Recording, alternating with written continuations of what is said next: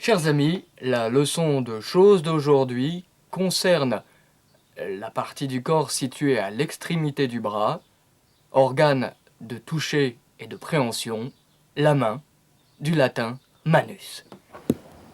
La main se compose habituellement d'une paume au centre de laquelle on trouve parfois un poil et de 5 doigts, le pouce, l'index, le majeur, l'annulaire et l'auriculaire. Le tout forme ce que l'on dénomme familièrement la pince, la pogne, le battoir ou la papate. En moyenne, chaque individu possède, hier comme aujourd'hui, 2 mains. Il existe maintes et maintes variétés de mains telles que la main jaune, les mains de jardin, des mains en l'air, des gamins, des romains, du cumin, des émincés ou du maintien.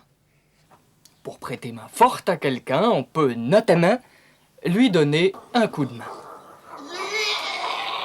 La main apparaît avant tout comme un moyen d'expression. Elle sert à exprimer son indifférence, sa joie, bref, on peut parler avec les mains. Elle est un instrument d'expression politique. Et si certains partis sont particulièrement prompts à en venir aux mains, c'est qu'elle est un enjeu politique considérable. C'est en effet en serrant des mains que l'on accède au pouvoir. Pour maintenir la main mise sur un pays, il faut ensuite faire des pieds et des mains pour ne pas se faire prendre la main dans le sac et garder les mains propres. La main est aussi un moyen d'expression des convictions religieuses. Les catholiques tendent ainsi la main aux autres pour avancer la main dans la main sur le chemin de la vie.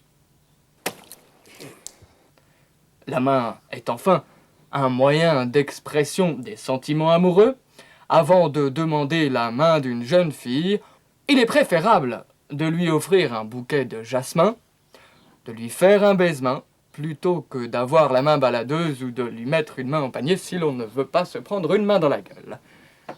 La main sert enfin à prendre congé en vous disant jeu de main, jeu de vilain. Ainsi font, les petites marionnettes, ainsi font, 3 petits tours et puis... Bon.